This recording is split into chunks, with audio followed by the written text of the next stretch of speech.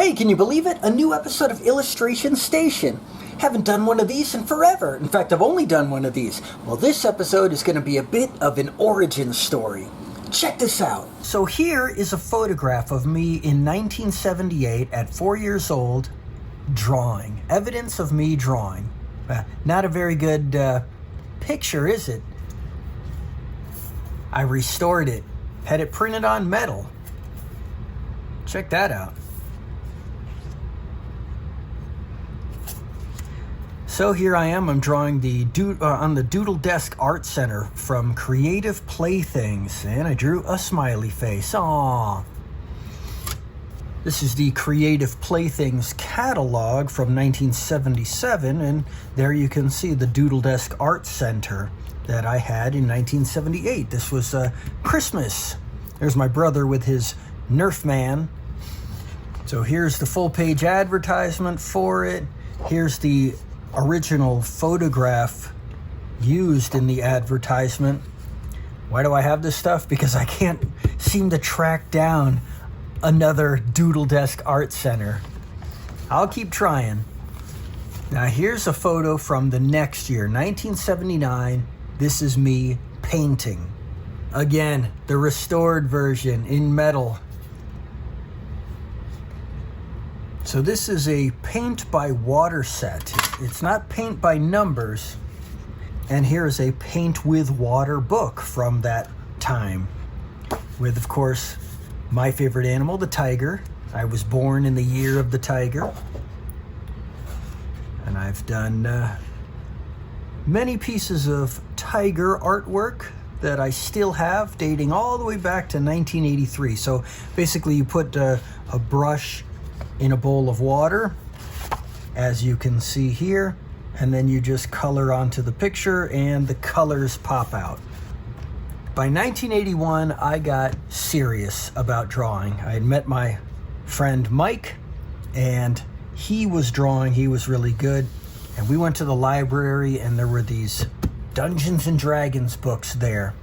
And we opened them up. Well, not this one. See, this is the revised version after they removed a couple of the mythos, like Elric of Melniboné. Let me show you the original version of this book, which we had at the library.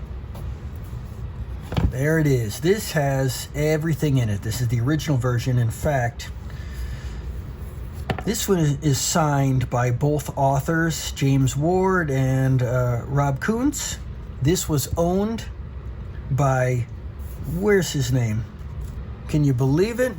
This may be the only Dungeons and Dragons book from that time that does not have the name Gary Gygax. Well, Gary Gygax's name is on the cover of every single Dungeons and Dragons book except this one. Well, this book was owned by his son, Gary Jr. So the very first thing that I sat down and practiced drawing, not just drawing for fun, drawing with kids, drawing with my brother, but actually sitting down and just trying to practice it to get better, were these hieroglyphs in this Dungeons and Dragons book. And I drew every one of these. And here we are. Melnibonéan mythos, or as we called it at the time, Melnibonian. Elric of Melnibone, but it's Melniboné. See the accent? I've heard the author, Michael Moorcock, actually pronounce it. And I did draw this picture of Elric and Arioch. It didn't matter that they came out terrible. I couldn't help it. These were the greatest things I'd ever seen.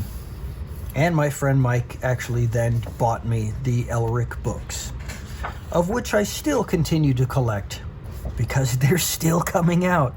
The author's still alive. He's been coming out with these books since the 60s. And here we are in 2023. And he just had another book come out last year, I believe. No, it was earlier this year, and I got it.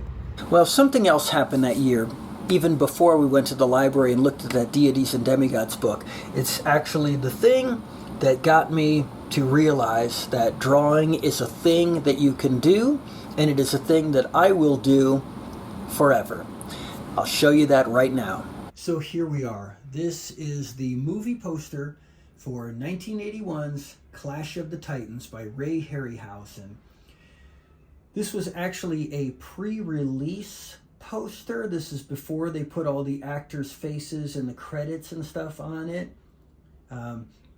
This is kind of rare, so I have it framed. I also have the painter, Dan Guzzi. I have his autograph here framed. So this movie came out, and my friend Mike went to go see it in the theater. He came home and he recreated this from memory on a 8.5 by 11 sheet of typing paper in colored pencils and brought it over to my house and showed it to me.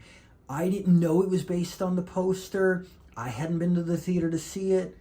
I just saw the commercials on TV and I instinctively knew this looked like the greatest thing I'd ever seen in my life. And it was right at my alley, and I loved it, and I would go on to learn that I loved all things Greek mythology. And when I saw his drawing, I just instantly knew, like, oh my gosh, you just saw the thing that was made for me. You and I like the same things. It's so cool, but not only that, it was drawn so well. He drew it so well that it made me realize, wait a minute, people can do this. Kids can do this. This isn't something just made by special big people with superpowers. This is something you can actually just pull a piece of paper out, grab a pencil, grab some crayons, whatever you want to do, and just make it yourself. And you know what? It may just come out great looking. You could do this all the time. All your stuff could be great. This could be your new thing. This. And from that day forward, I always wanted to be an artist. Thanks, Mike. So now I was fully ensconced in wanting to draw all the time and get better, and I was drawing with my friend Mike, I was drawing with my brother, and that's when my dad gave me his college art book. Here we are. You see, my dad was also an artist. He liked to draw, he liked to paint, he went to school for architecture, he went for a year, then dropped out. You can see here's his name. This is Figure Drawing for All It's Worth by Andrew Loomis. This was originally published in 1943. And this is the 22nd printing from 1966. So my dad got this when he was 16. They only printed this until 1971. And this was the book that basically every artist in America, maybe the world, had to draw from. It is exceptionally influential. Everyone had one of these, but it has been out of print from 1971 all the way till, I believe, 2011 is when Titan Books republished the entire run of the Andrew Loomis books, but they were recreations of all the original versions, and that's where I learned that this book originally came with a dust jacket. I'd never seen it in my entire life. It was gone before I existed.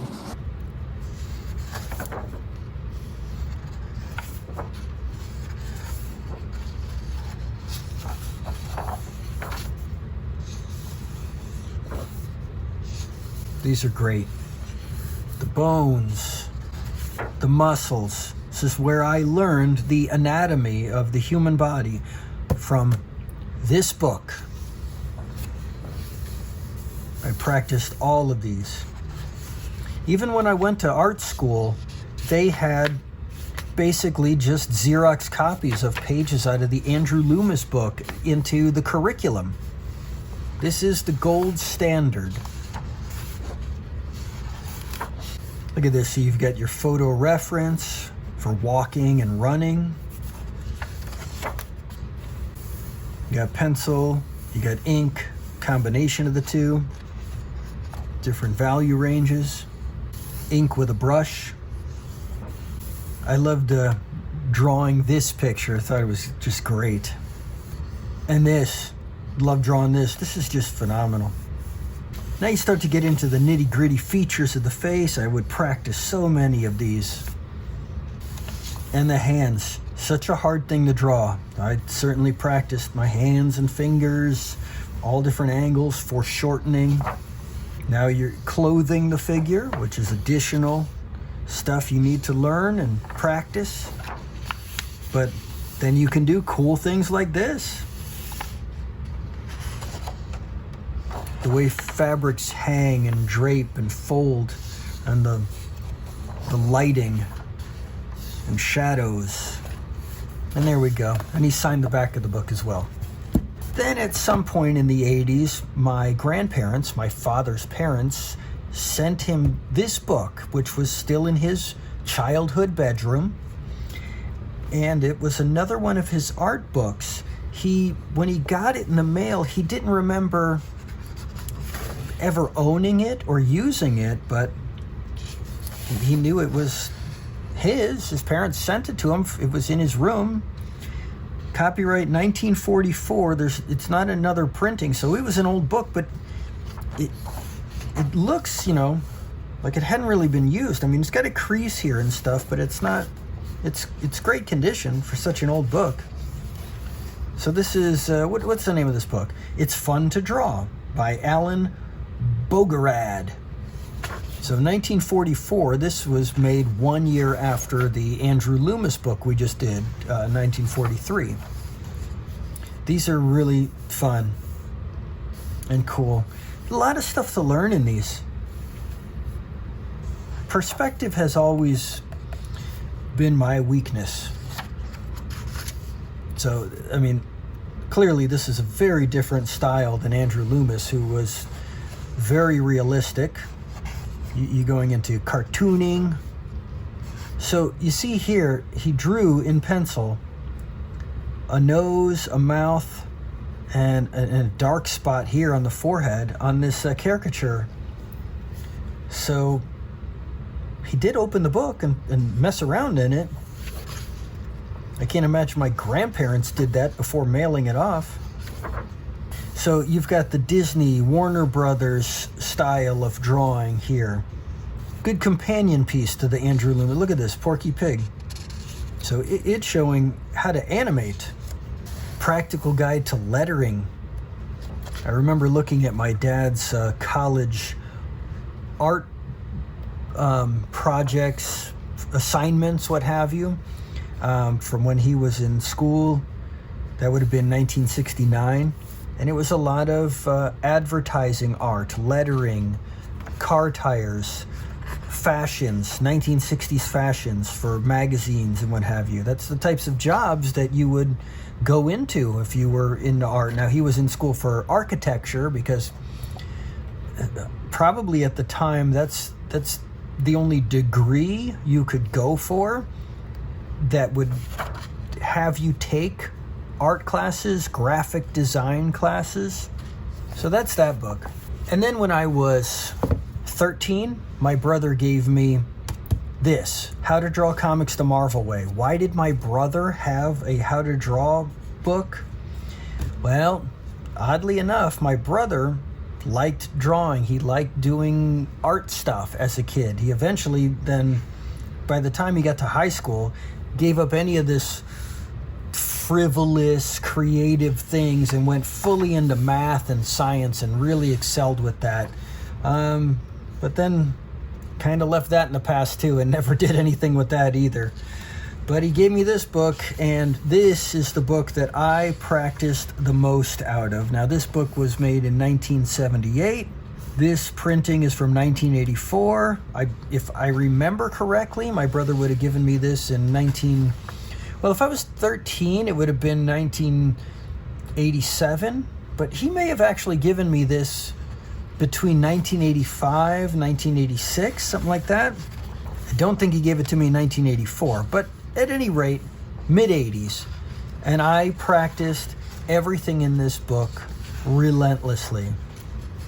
And basically the way I start drawing anything to this day comes from what I learned from this book.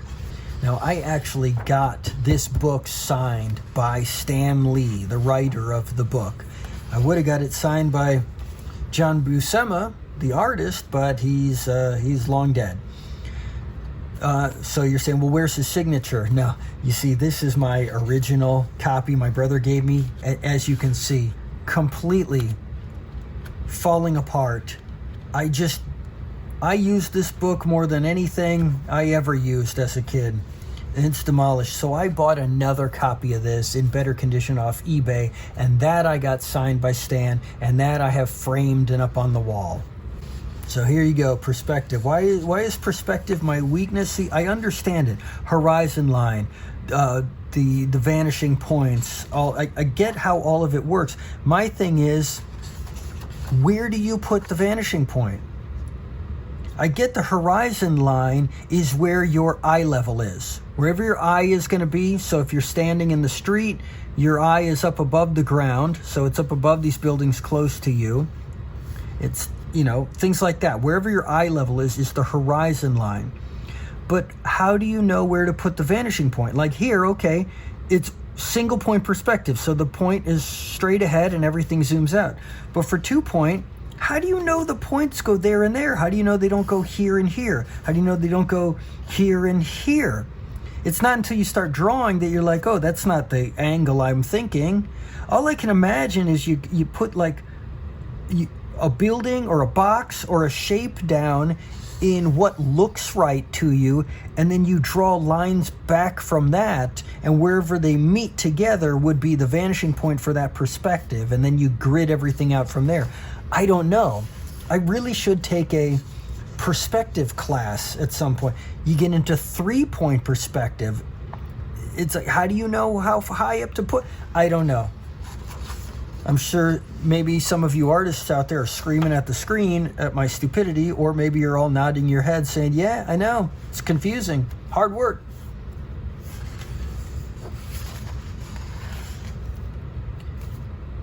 Let's study the figure. Chapter 4, look at that, Captain America.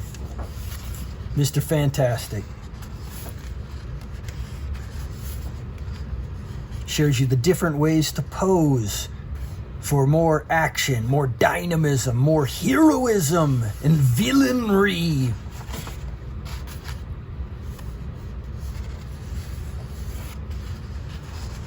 Thor. You ever seen a cooler drawing of Thor? This right here. I'd swear I drew this. Of course I didn't, but this is how I start drawing every human figure. Kind of, sort of. I don't really do like a jelly bean for the hips. I do more of the Andrew Loomis style from the mannequin, where I have the hip bone here and the hip bone there. So it's a modification of this and the Andrew Loomis, because I did practice both constantly. Look, it's showing you. You want to draw that frame, that pose. You want to draw that frame or that pose. That one. You don't want to draw any of these in here. They're just not dynamic enough for your comic. Luke Cage, Power Man. And here's where you can take panels from a comic and then you can practice your own skeletons so you can learn. This is how this was drawn. This is how this was drawn. Nick Fury.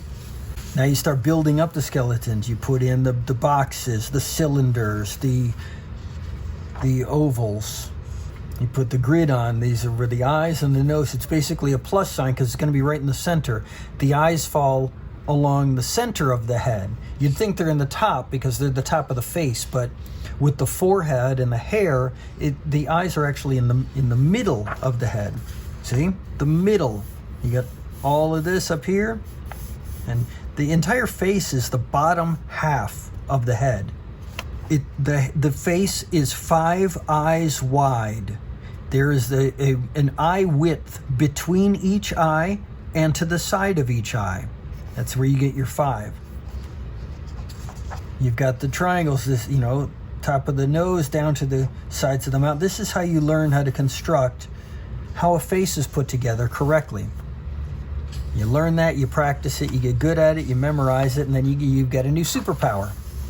This, of course, is how the the nose, the lips, the chin, the angle they're supposed to be at, the brow and stuff from the side, the profile view.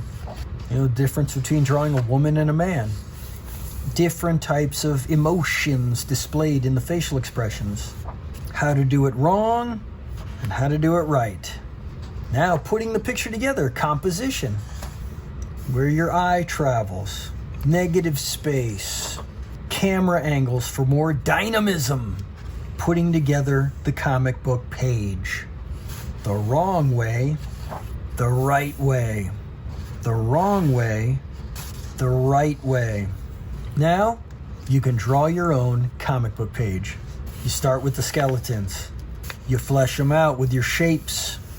Now you put in your tight pencils. After that, you could ink it, you could color it, you could put in your word balloons. Now all about how to make the comic book cover, which is its own animal. You try out lots of different thumbnail designs before you got to get them approved by the editor. What's he going to say? Yep, this is going to jump off a shelf into someone's hand. They're going to buy this. Inside, it's all about storytelling. Cover, it's all about get someone to pick this up. Make it jump out from the rest. Okay, the art of inking. You can ink with the pen, with the brush. There's the brush along a straight edge. Different types of techniques you can do. This is where the ink is laid down and then you scrape it with a razor blade. You can also go over your ink with white paint to get in white details over the black. Lots of things to do.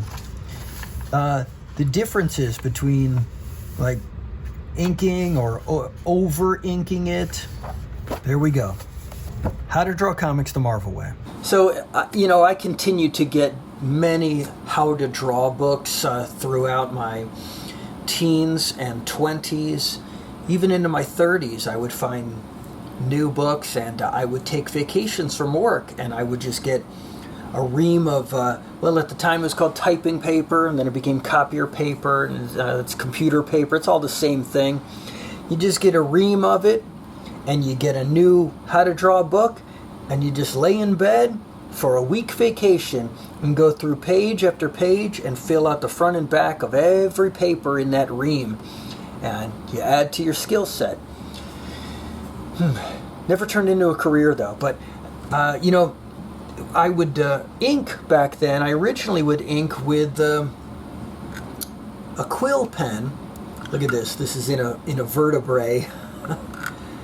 And you would dip it into ink. This is actual Kohinoor ink, which I don't know if you've watched all of my videos, or even if some of these videos are up where I explain the significance of Kohinoor ink and my own personal history. But anyways, here we go.